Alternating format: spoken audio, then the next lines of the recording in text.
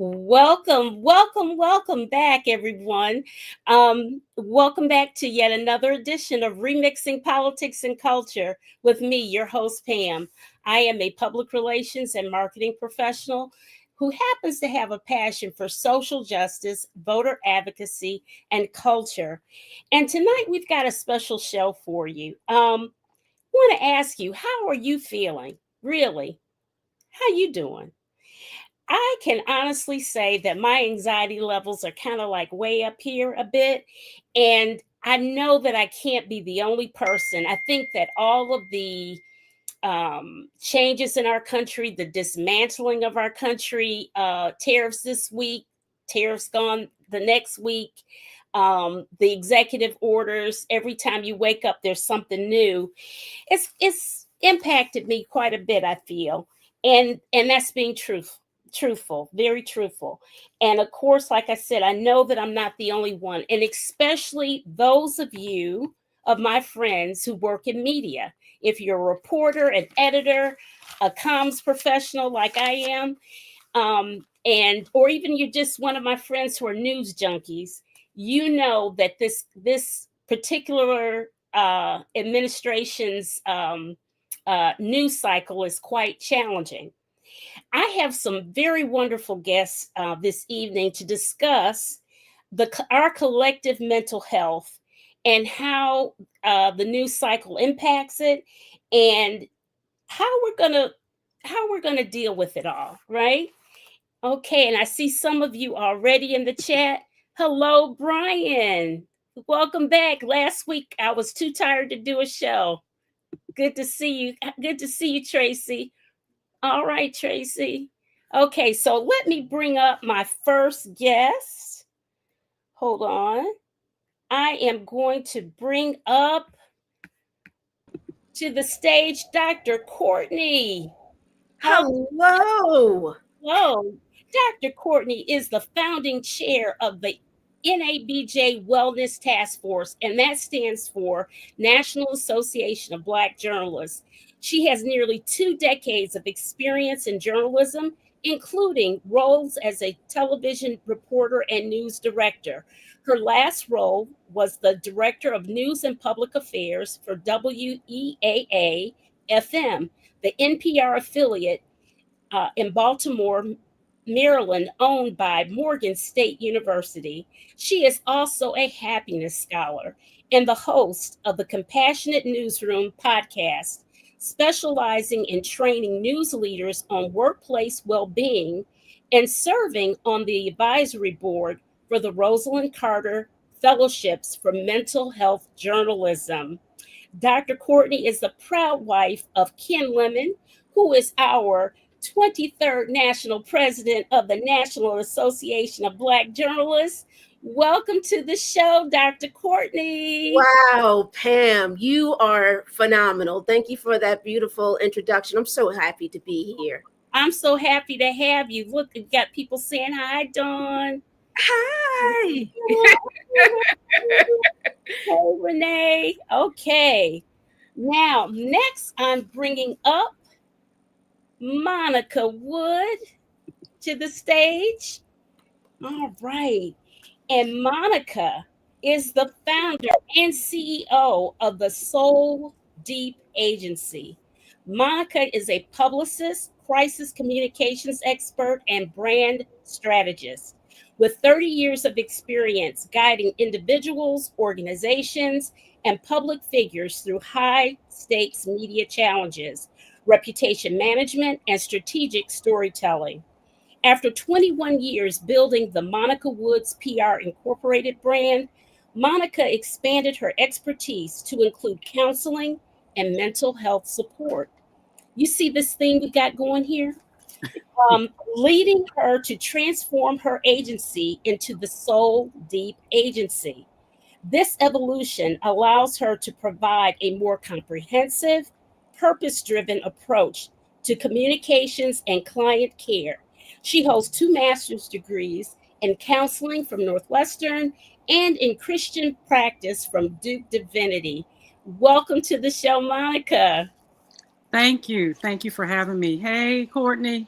Hello, Monica. This is a love fest. Yes, a love fest. That's right. That is right. And last but certainly not least, I have Marie Torres. Marie brings extensive experience in journalism, including roles as a TV news anchor, reporter, and news director. She is currently the managing editor for Spectrum News One in Raleigh, North Carolina, and is the immediate past president of the National Association of Black Journalists Raleigh Durham chapter. Marie is also the founding deputy chair of belonging of the NABJ Wellness Task Force. You guys are going to hear NABJ a lot, okay? And deputy director of Region 3, which is of NABJ, okay? She is a strong believer in compassionate leadership. I vouch for that. Mentorship, coaching, and collaboration with fellow communicators. Guys, this is the dream team here. Thank you all for coming to be on the show. I'm so excited to have all of you. Marie, welcome to the show. Thank you all so much. There's such a wealth of knowledge here. And Pam, you know, I absolutely just love and adore you. And thank you so much for the opportunity to be here tonight.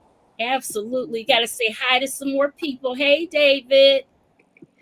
Here's Pam Hemphill. She is our J6er who's always doing the thing. Great topic, as we all need to take better care of our mental health, try to live one day at a time, and live in the now. Thank you, Pam. Exactly.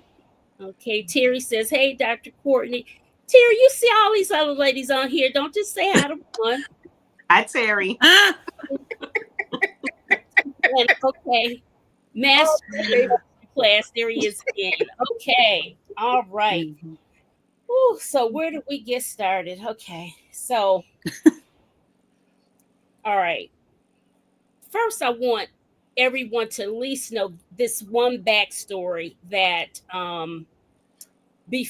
in Trump's first initial term, there was a forensic psychiatrist who sounded an alarm bell about his mental health. She was concerned that his behavior, she is a forensic psychiatrist and she is very knowledgeable. Her expertise is in violence and what have you. Long story short, she got some other psychiatrists together, some 27 at that time, and they published a book. She edited a book about the dangerous case of Donald Trump. And not, I think because of the Goldwater case, meaning that you cannot diagnose a person without them being your patient and what have you. She said that she did it as, and these other doctors did it as a warning because they saw a problem. So I'm going to ask you, ladies, and whoever wants to take this first, is in some ways, I feel that some of the things that are happening to us collectively as American citizens is somewhat abusive behavior, in that how do I want to say this? How I feel it's abusive in that how it makes us feel, how it impacts us. How do you recognize abusive behavior in anything? Who wants to take that on first? I'll start. You know, abusive behavior,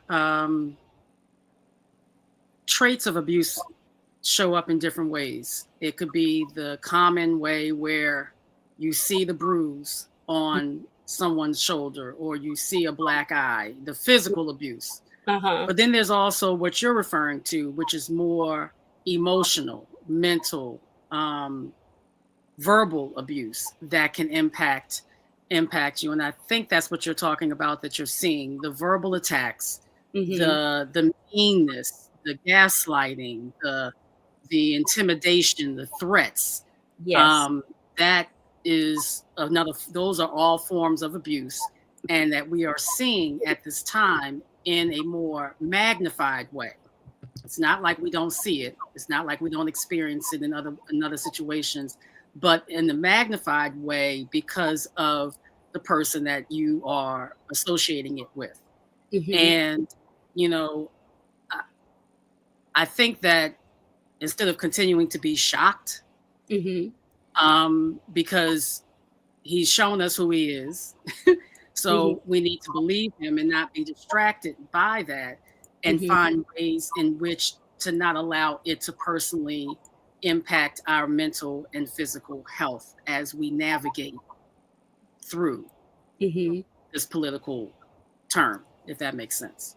Yes, yes, it does. And I want to say that Monica's freezing up just a little bit because she is in Charlotte and they are having storms there. So I'm just so glad that she's here with us. Anybody want to take on this whole aspect of what actually is gaslighting in any situation? It doesn't matter whether it's political, in relationships, or whatever. Gaslighting and what it does to the person's psyche. It's interesting you say that, Pam, because so as a happiness scholar, one thing I do, I always, and Marie knows this very well with the NABJ Wellness Task Force, I often talk about the value of therapy. And that's why I'm so happy to see Monica here as a therapist. And so I was having a conversation with my therapist just Mhm. the other day, and we Mhm. were talking about gaslighting.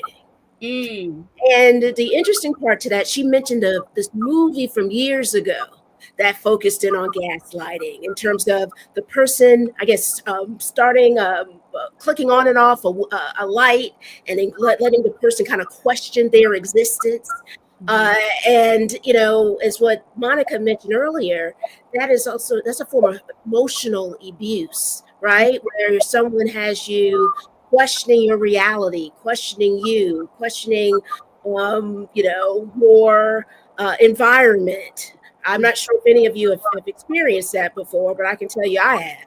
I have Mhm. experienced having someone gaslight me, and Yes. even questioning, am I seeing this correctly? Right. So yeah, gaslighting is another form of emotional abuse. So it's interesting that you mentioned that, because that is a topic that my therapist and I talked a great deal about just the other day. Mhm. Marie, any of your thoughts on those on gaslighting? Absolutely. I mean, I've been the victim of gaslighting. Also being a survivor of domestic abuse, and that's one of the psychological effects. I had to go to therapy for that, amongst many other things. Related just to overall being a journalist, right? It's the many different traumas that we experience by telling the stories of others, and having to be very close to those stories and how it emotionally impacts us.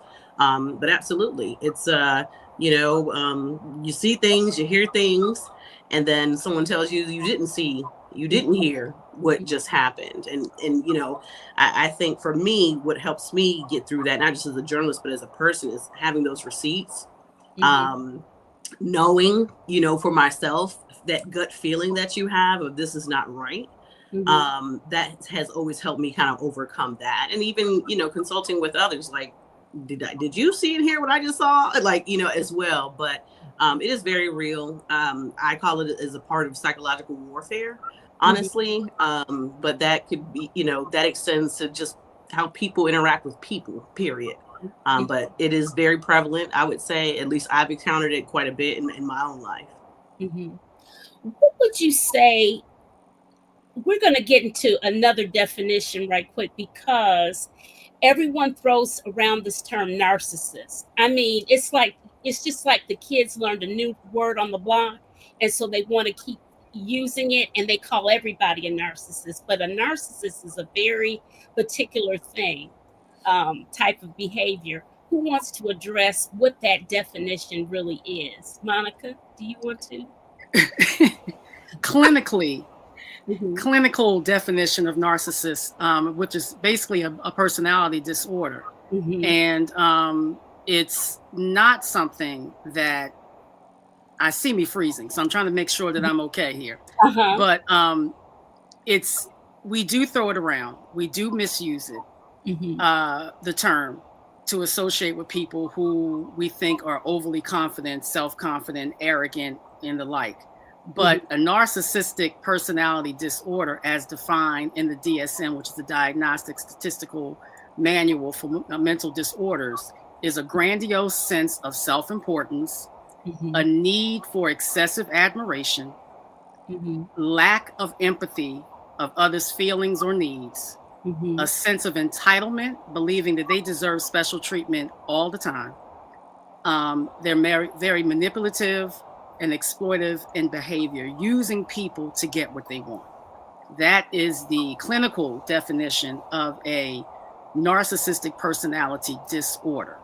Okay. Right. I think that we, in reading those characteristics off, a person does come to mind.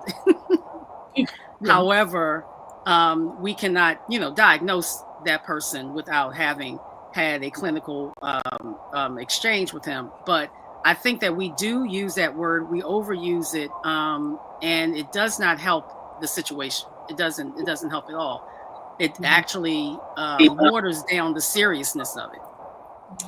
I would agree with that if you overuse it and you use it incorrectly, it does water down the seriousness of it, because it truly is a problem, very problematic thing. So one of the things that has happened with our new normal of administration is that the attack on the media. And I wonder, Dr. Courtney, when you created the Wellness Task Force for NABJ, what was your purpose in doing so? Because we know that media has always been a stressful thing, but it's even more so now when it's called different names of the lamestream media. Oh, you all don't know what you're talking about. You lie. You do this or that. What was your purpose in bringing that to light, of bringing the task force forward? It's interesting. It's all the things that you just shared in terms of the reporter's experience, right? And talking about some of the names that are being called in terms of fake news and enemy of the people. And it's not just simply in terms of this climate, right? It's been the well-being of journalists has been something that has been happening for, as long as journalism has been in existence. The only dynamic that's different now is that it's not as silent as it once was. Right now, we're talking much more about wellness and mental health and well-being. And so the NABJ, the National Association of Black Journalists Wellness Task Force, was born out of making sure that we're dedicated to the well-being of journalists. So as a happiness scholar, I actually train journalists and news leaders in regards to positive psychology and helping them in terms of creating a better workplace well-being culture. And so one of the things I think is very interesting, is important, is making sure that we have great peer support, and also being able to, as Marie said earlier about gaslighting, right? It's when you're going through something, being able to share it with someone. And the task force is really a group that's unlike any of the task forces for NABJ.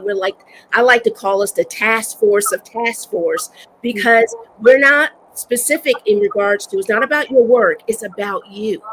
And it's about making sure that you have the resources. Every month we have different speakers. We need to get Monica and coming up. And so it's important for us to make sure that people understand they belong. And I say that because Marie, being our founding deputy chair of Belonging, exemplifies that in terms of being a compassionate leader. So, really, in short, that the task force serves as really a supporter, a companion, and really a resource within NABJ. But I'm happy to share that there's many more resources in the industry too. Self-investigation is another one in the industry. The Art Center has interesting findings when it comes down to trauma with journalists. 80 to 100% of journalists experience work-related trauma. So it's more important than ever that we are making sure that we're supporting the well-being of journalists to also support our democracy. Absolutely. Marie, being that you're the managing director of a major news station, news outfit here in North Carolina, how do you, with your compassionate leadership, how do you make sure that your journalists are okay, that your reporters and everybody's okay? Well, checking in is the first thing, because a lot of times we're running and gunning. We're trying to get the story. We're trying to get all the facts right. We're trying to hit deadline. But it's very important to check in with people, Mhm. having that space safe to do so. Sometimes it could be in a group setting. Sometimes it could be one-on-one. Definitely as a manager, I try to have a lot of one-on-ones as much as possible. Mhm. That doesn't always have to be a formal setting. It could be a, hey, what did you have for lunch today? Or, Mhm. hey, did you eat today? Mhm. That type of thing, just to open that dialogue, right? To show people I see you, I care Mhm. about you, I want to know how I can support you. So I think that's the first thing, is checking in and listening to what they have to say. And being able to help them, and whatever, sometimes I may not have all the answers, but how do I direct you to where you can get the answers? What kind of resources do we have on tap? And I'm so thankful that at least our station, in our company, we do have those resources, for Mhm. mental health, as well as physical health.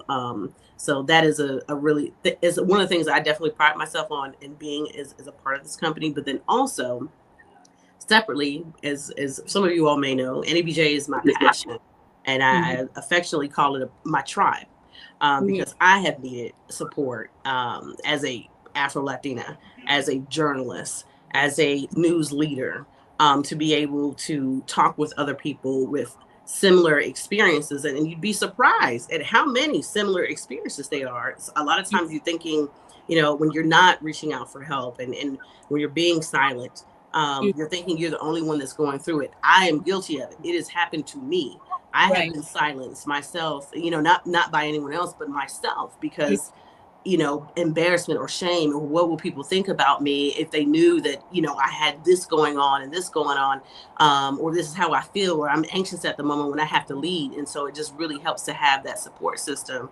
And then also thank you, Courtney, for, definitely have me a part of the Wellness Task Force. Mental health is such a huge deal to me, because I've had to deal with it myself, and to be able to be a healthy human being, to be able to be a mother, to be able to be a functioning person of society, and just checking in on myself. But belonging is such an important thing to me.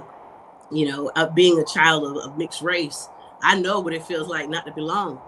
I know Mhm. what it feels like to have to be, people want to put you in this box or that box, Yeah.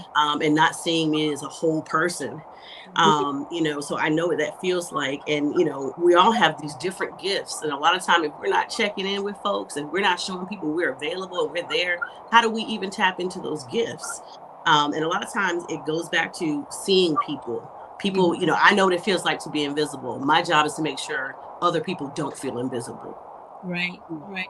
Well, it sounds like people are lucky to be in your operation, because a lot of places, and this is in any work situation, not just in media, in any profession, where people, they want you to grind and grind harder, and so what? You know, we don't care how Mhm. you feel, just get the job done, that type of thing.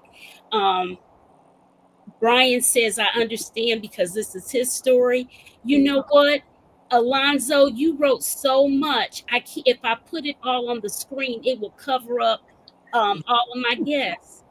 And he said, more than a case of a sociopath with narcissistic personality disorder, this is a self hating, loathing individual who has no emotional controls or filters.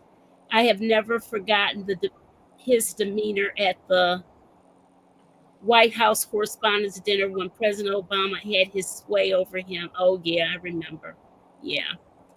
Okay. All right, Alonzo. Thank you. And Shoei Howie, you wrote a lot today, too. There's gaslighting on many of the liberal action groups. Anonymous posters claim that our side is responsible for hate, division in the country, starting arguments and other things. The next concepts in the post try to guilt us into resolving the issues by love, calming the waters, being the bigger person, and making the first move, ignoring the abuse. And Brian, you said you understand because this is my story. Okay. And Renee. Okay, so Renee has a question for you guys. So, what do each of you ladies do to help you deal with your trauma from watching the news? She wants to know how do you all deal with watching the news on a regular basis? Well, I'll go ahead, Monica. go ahead. I think I'm the only one that can easily say that I just don't watch it. I have protected my peace. I put my foot in the water, get what I need to get, and then I turn it off. And I don't have to see others, and like Marie and Dr. Courtney and the journalists and the media and those who work in that space have to be up and aware and have it on more frequently. I choose not to. Not saying I'm being ignorant or naive or Pollyannic or anything like that. I just am looking to get what I need to get, process the way I need to process it, and then turn it off. Because it's all about perspective. And I think one of your viewers had referenced that it's about getting the information, but not allowing the information to get into you. Get what you need to get, but don't let it impact you. Because I think at the end of the day, with all of this, it's about how do we not allow it to impact our well-being. And yes, it's a lot going on, and it's mean-spirited, and it's impacting so many people. It can be impacting our personal family members at this point. All of the things, and all of that is true. And we can also not allow it to cause us to be overly anxious. Yes. And my mother says this all the time, and she says she qualifies it by saying that it's not a cop-out to say, I just pray. And I don't know where we are within our faith and believing, but I lean on that more than anything now, because at the end of the day, there's only but so much we can control. And what we can control, let's do. But what we can't control, let's release. I love that. I love that. What we can't control, let's release. I love that. I love that. Judy, this is true. Many professional men and women of color are feeling overwhelmed and anxious. That's true. And I listen, I opened the show saying that I have been feeling that way. And you know what? Listen, my reason for being transparent is that I know I can't be the only one. And those things that we talk about and discuss, we learn from, right? And you can get help, because I'm just saying, I need help over here. And I tell you, talking helps. It does help, that camaraderie.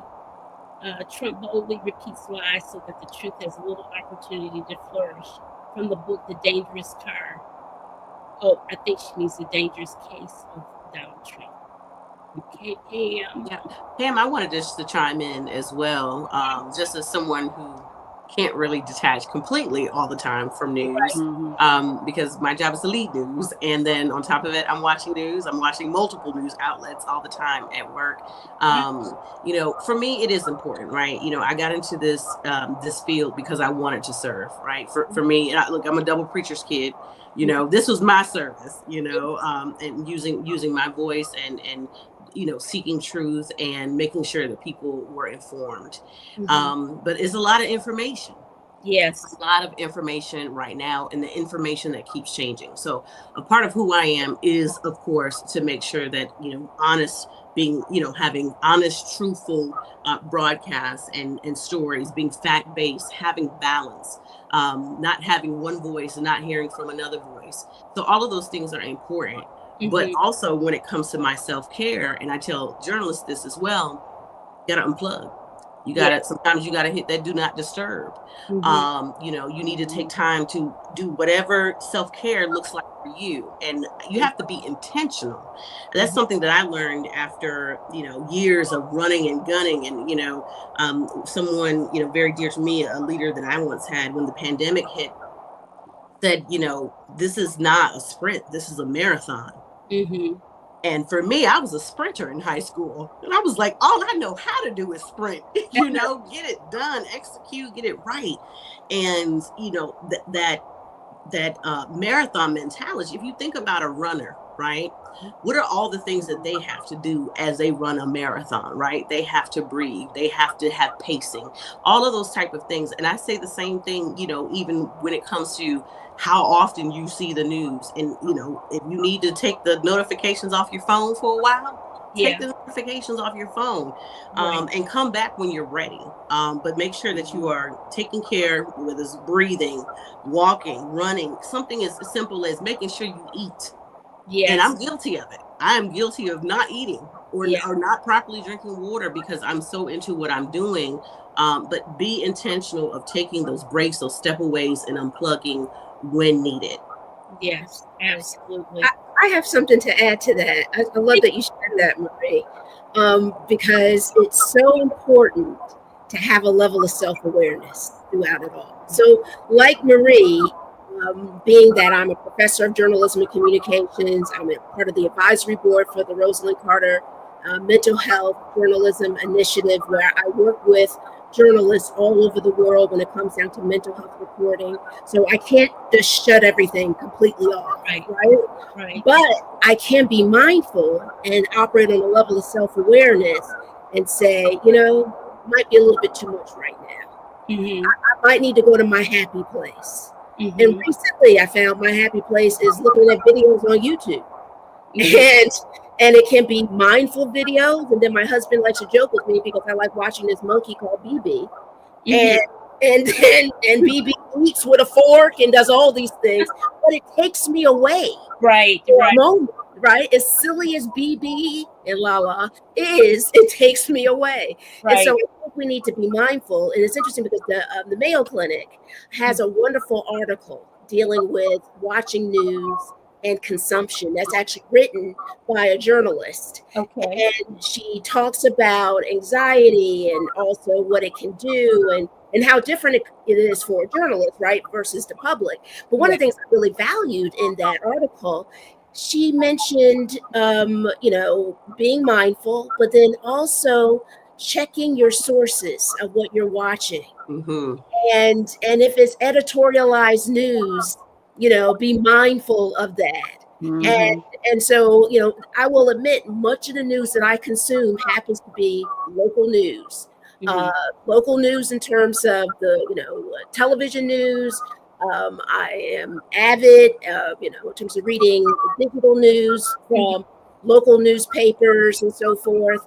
And it's something I also share with my students because sometimes they'll come in and they'll say, oh yeah, this was wrong. And I go, well, that's not from a news organization.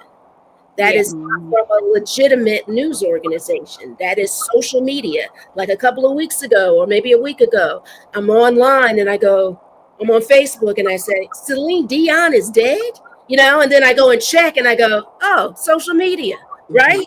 So we have to be mindful of what we're watching. And it's almost a level of news literacy too, is to think about what we are watching, because then here I go, I reacted. I go, oh my God, Celine Dion. And then when I go and operated with my reporter hat and went and did my investigation, I go, oh, she's alive and well. Right? So we have to be careful. We have to think about those sources. And at the end of the day, we have to think about the source within ourselves to make sure that we are in tune in terms of how we feel while we're watching the news. And Courtney, I wanted to piggyback off of that because that was part of my notes as well. I'm so glad that you brought it up. But, you know, to help a little bit with that anxiety, as you said, be careful what you consume. It's just like, be careful what you eat, right? If you're eating something that's not good for you, it's going to take a toll. And so it's the same thing with your mental health, being, guarding your mind, guarding yourself, your spirit, your heart, all of those type of things. There's already enough disheartening things happening in the world, but why, consume added stress, to that headline. Some of the things, again, be cautious of overload, period. Even if it's the news, be conscious of that. Be knowledgeable. It's okay. Some of that reduces the stress. It be like actually knowing the facts. Those trusted sources, as Courtney mentioned, and then also do your own research. Perfect example. You went and said, you know what? Let me check this against everything else and not just run with this. And now I'm in my feelings and now I'm spreading it. And I know you wouldn't spread it, but it happens, right? I've had friends innocently send me articles as a journalist, and I've had to cross-check and say, hey, that's not true. But to them, it looks legitimate, right? Because they are not watching the traditional news and they're on social media a lot of times. And that is how a lot of people are consuming their information, even so much so that they're dismissing the news and just getting from whoever who you don't know, who doesn't have a degree, who won't get fired for telling this information. That's how they're getting their information and then making their own the decisions for their lives based off of that. Right. And that's scary. And okay, so this is what Marie and I do. We piggyback off each other. So one more thing, I love what she shared, because when you're on social media, it can look legitimate, right? Breaking news. You're like, oh my God, breaking news. But that is like this misuse of the term news from an entity that doesn't follow a Society of Professional Journalists code of ethics, that is not operating with the same principles that we operate as journalists. As I often told students, when I was a journalist, no one knew my opinion. It was a challenge for me to be a scholar, because I'm like, oh, you want to hear from me? Because I was already in tune to making sure I'm telling someone else's story opposed to my own. So yeah, we have to be even more mindful as it relates to social media, especially since so many of the guardrails are now off when it comes down to certain platforms. Yeah. Right. Yeah. Okay. Renee talking about compartmentalizing. Howie mentioned something about she was wondering what people in the media feel when we deliberately shut out their efforts. Freedom of the press is part of the democracy we claim to be protecting. And I was going to ask that question next, actually. What is the role and responsibility of the press in our democracy? Who wants to take that first? I'm looking at Marie. Okay, sure. Then I'll tag team you. Yeah. Well, of course, as you mentioned, and thank you for that knowledge there, we're protected under the Constitution. And it's, unfortunately, I felt like over the few years, right, because of the evolution of social media, because of the different rhetoric that's out there, we really have to even defend our right to be journalists. Right. Unfortunately, there's been situations and there's even extra protocols that stations across the country have had to take to protect journalists who have become targeted by, everything from hate speech to physical attacks for doing their job. And to me, one of the things that, I really appreciate someone from Pointer, Al Tompkins, who was with Pointer for a while, he wrote an article about how journalists are also, we're first responders as well, but sometimes we're the last ones to leave the scene, because after the traumatic experience happened, we're still there telling the stories of the people who are impacted. We're following that case to give people the necessary updates, and to if there is a level of caution, a community has to happen. And so we're human, right? And we're also feeling those things while also trying to be very fact driven. So again, that's a reason why I always say, we have to remember to take our, self-care very, very seriously, because we're not just dealing with our own trauma, we're dealing with the trauma of our communities as well, and trying to, tell their stories, in an unbiased way, in a truthful way, get all perspectives and all that. So yes, we have our rights as journalists and we are protected under the Constitution. Unfortunately, everyone doesn't respect that. And to me, it's almost like you don't respect the first responder for doing their job. As I go back to the first responder, we're here to do a service. We're here to, help uplift our communities, but also be truth tellers and to hold those who accountable who aren't, serving their communities as well, especially those who are in positions who should be. Yeah. Absolutely. Zach, I see your question here, and I think we addressed this. We had a whole show on NABJ and when we were in Chicago and Trump was there and all of that. Trust me, NABJ we embrace our sister. I think if you're talking about Rachel, I need to post those pictures I took of Rachel when we were in Washington in December for the Washington Association of Black Journalists function. But we trust. Isn't that right, Courtney? We take care of our people. We do. Absolutely. A big and if you don't mind me sharing, Pam, a big entity within National Association of Black Journalists, NABJ, is advocacy. And one of the things that NABJ is on the forefront of is working to protect journalists and to make sure they're protecting our members. So that is another pillar of NABJ outside of professional development and even what I shared in terms of the task force, the wellness task force. But advocacy is a major pillar within NABJ. Well, I will like to kind of piggyback on what Marie shared in regards to democracy. Journalists are truth seekers, and so we need truth seekers as relates to our democracy. But one of the things I think is really important, that's why I'm happy to hear this being shared, is I think it's important in regards to humanizing journalists. And not dehumanizing them, and understanding that, like right across the hall is my husband, who happens to be the national president of NABJ, the 23rd one. And he's also a reporter at WSOC TV in Charlotte.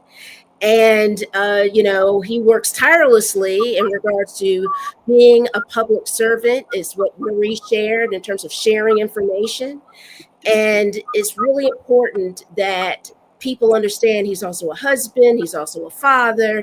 And, it's not simply this is a face that's covering the news, right? This is someone that is really into the community to serve.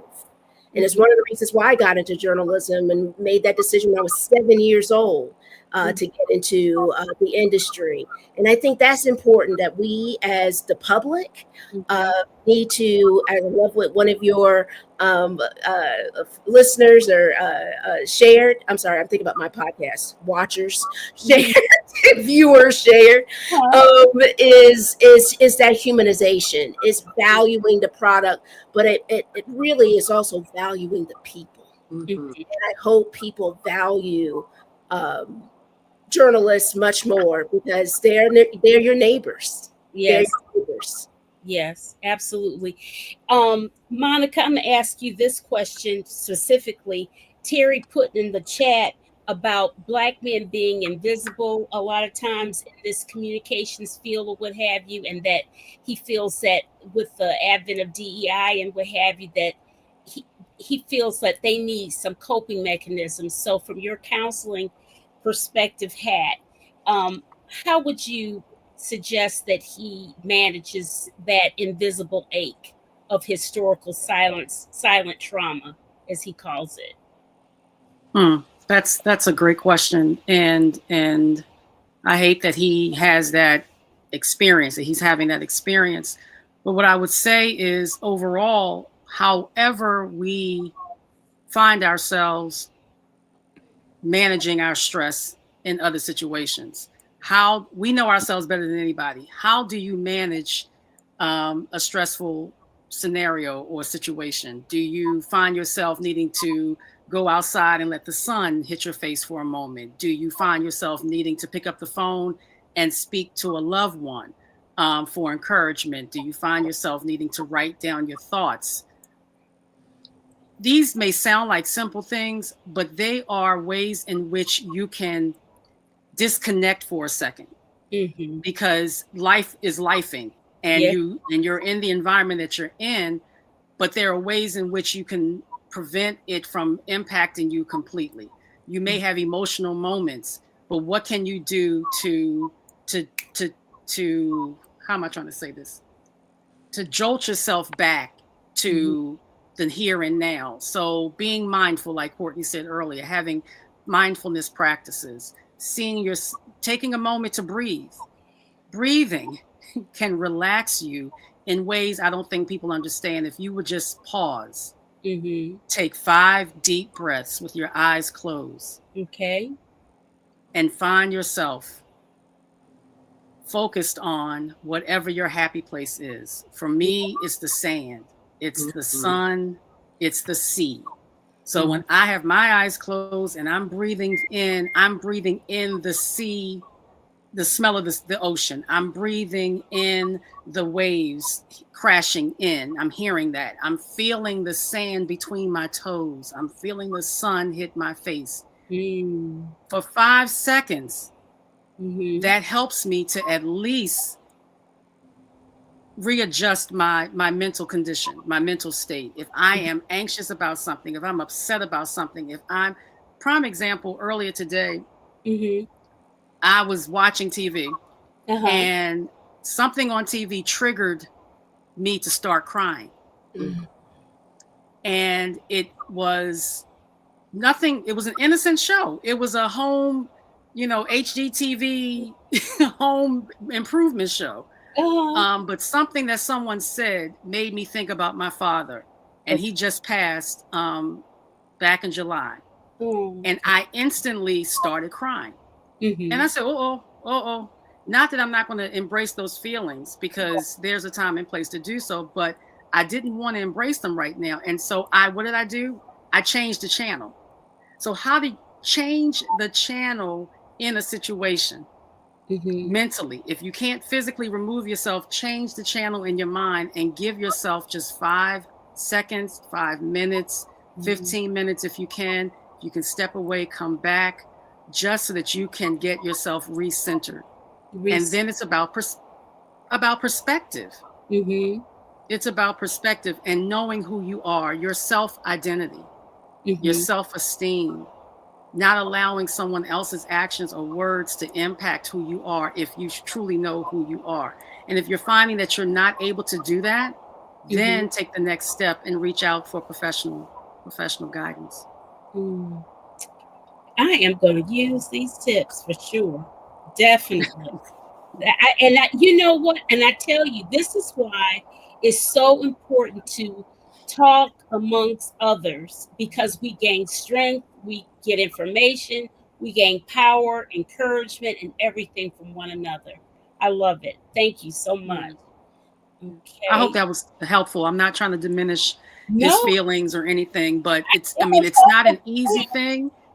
But if we just take one step, if we just do one thing, we will be amazed at how much of an positive impact it would have.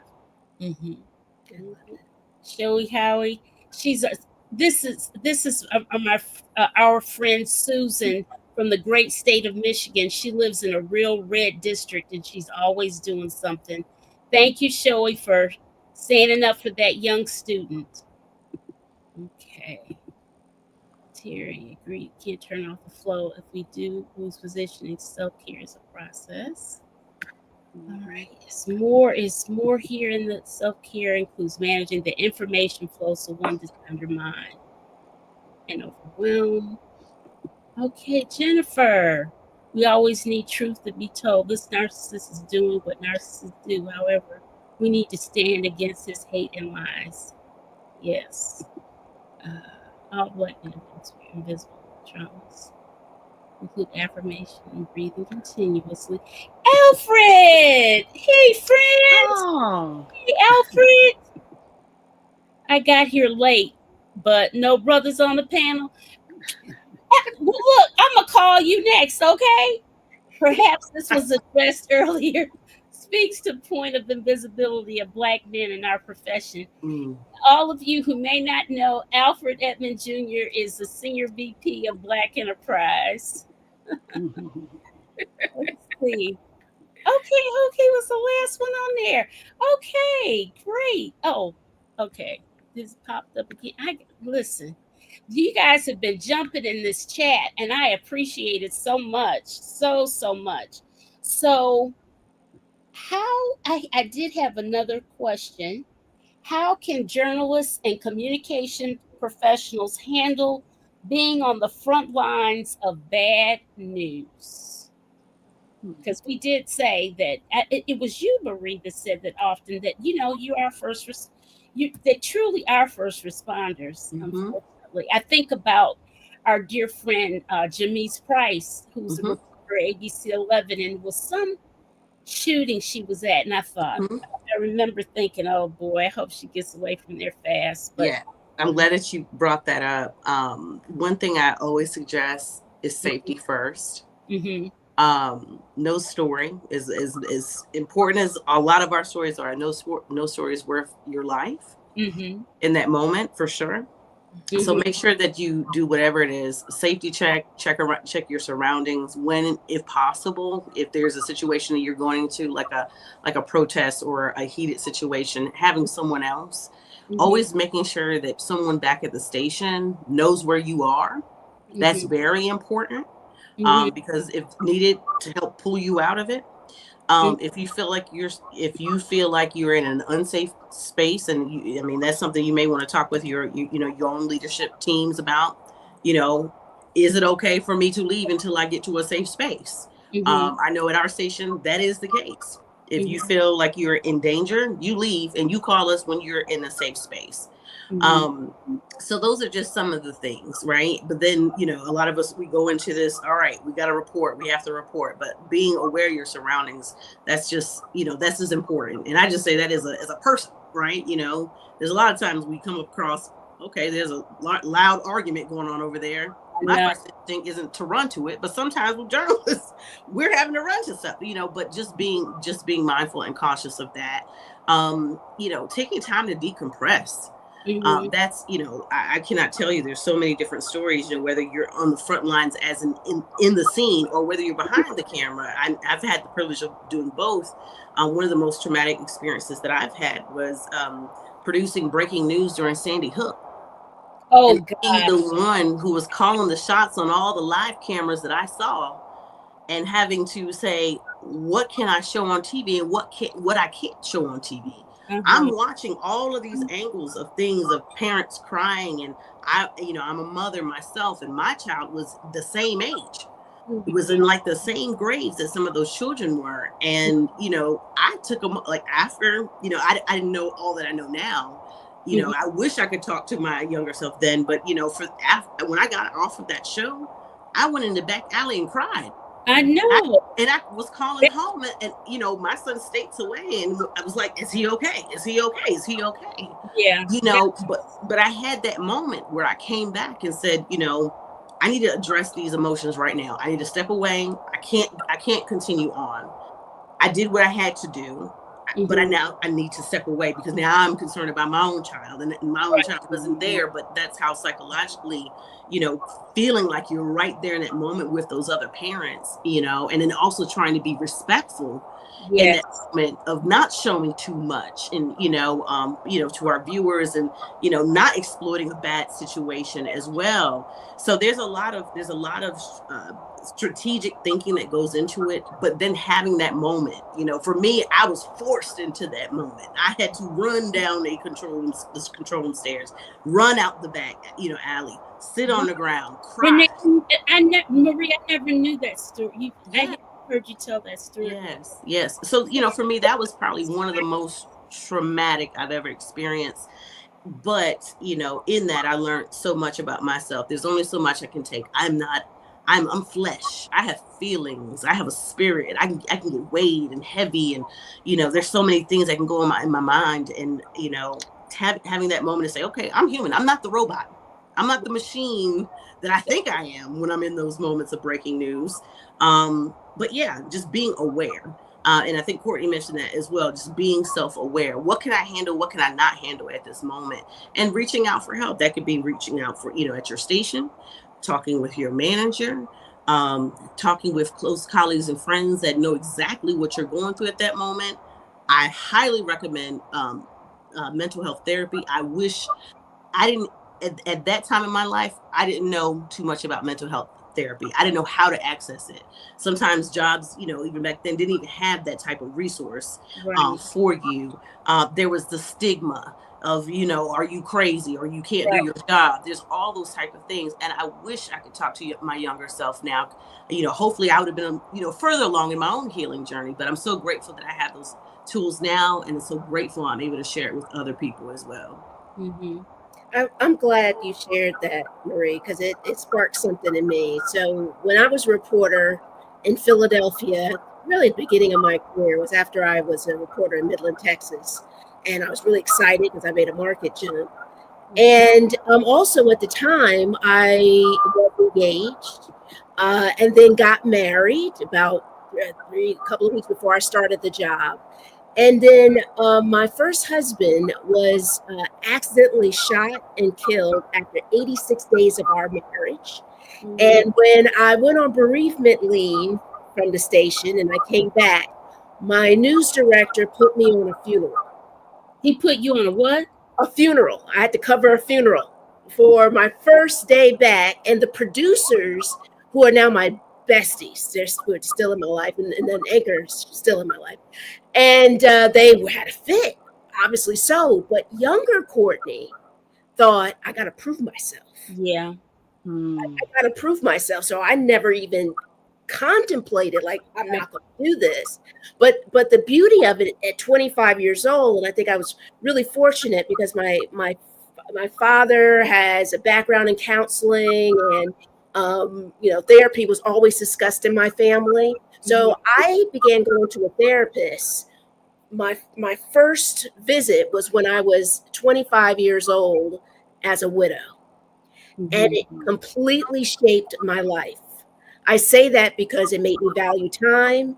It made me see things very differently.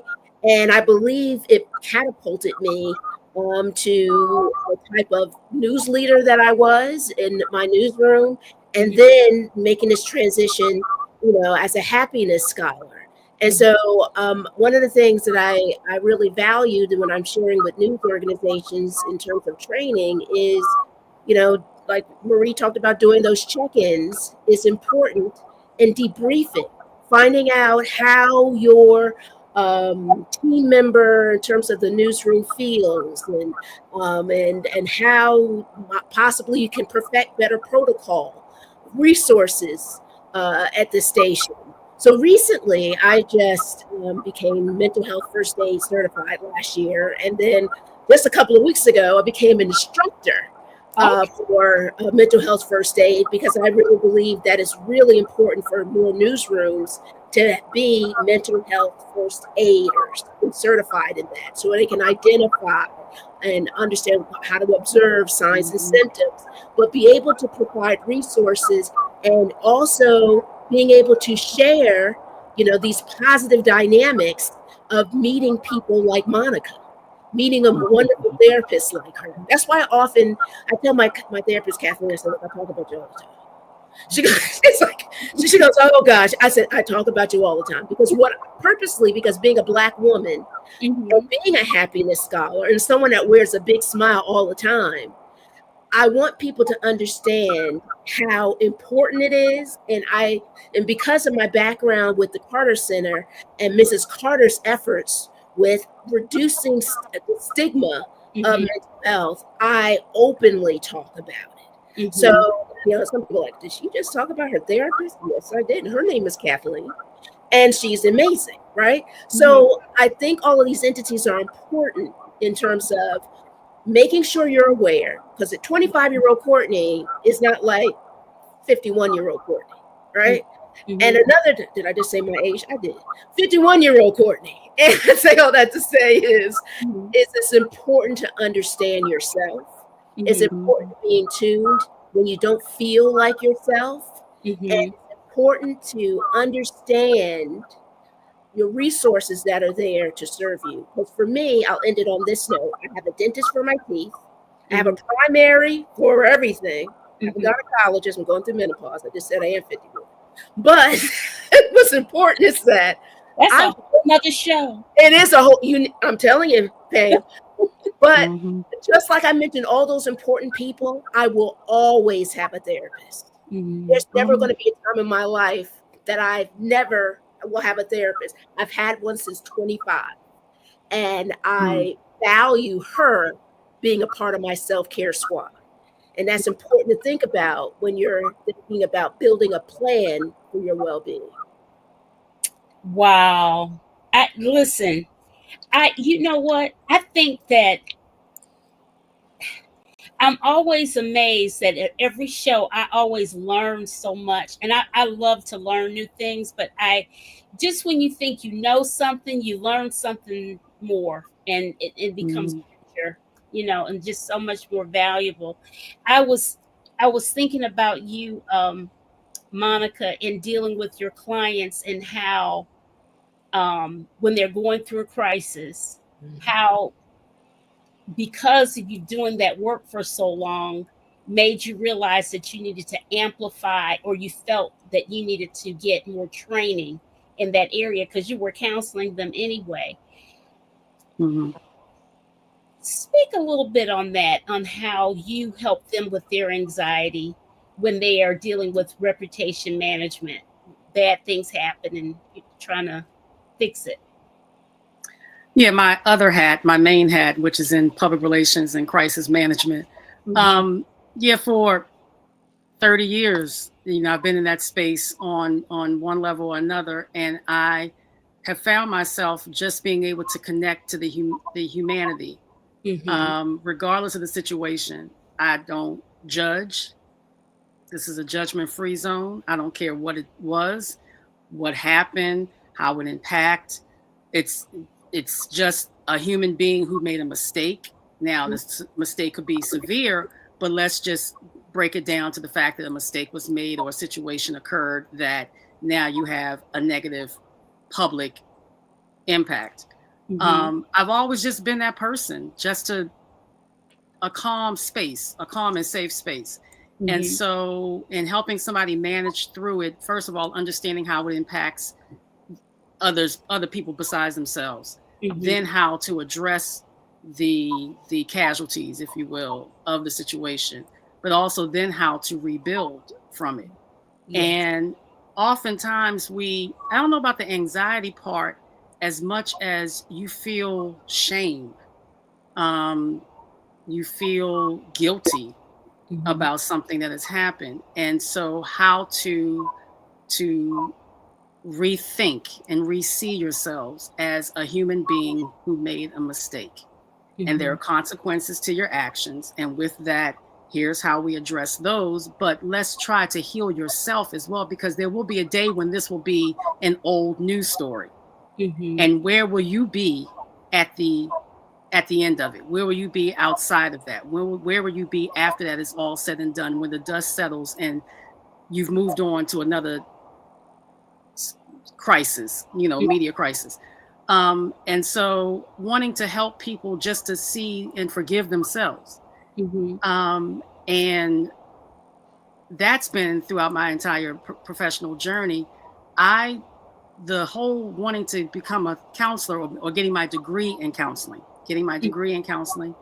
it does make for a perfect match, but it also was because of the value I found in my own self-care and getting therapy, because of me feeling guilty about things, me feeling insecure about myself, me not liking my past and trying to understand it and how it impacts how I was doing things. And so that's the reason why I got into therapy. I mean, I got my degree in counseling.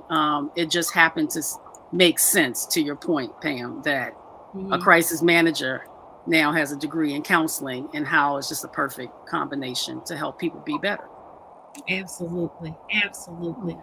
Guys, I have enjoyed you all so much. I have truly, and I hope the audience, I think from you guys' activity, I think you enjoyed it too. I appreciate all of your comments. That there's so many and some new people in the audience and stuff. I'm just so excited. Thank you so much.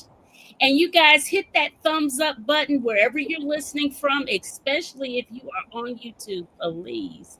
And subscribe, okay? All right. Well, let's say goodnight to everybody. Thank you, ladies, so much. Night. It's your first time, but not your last time, I hope. Okay? And I hope those thunderstorms get better there, Monica.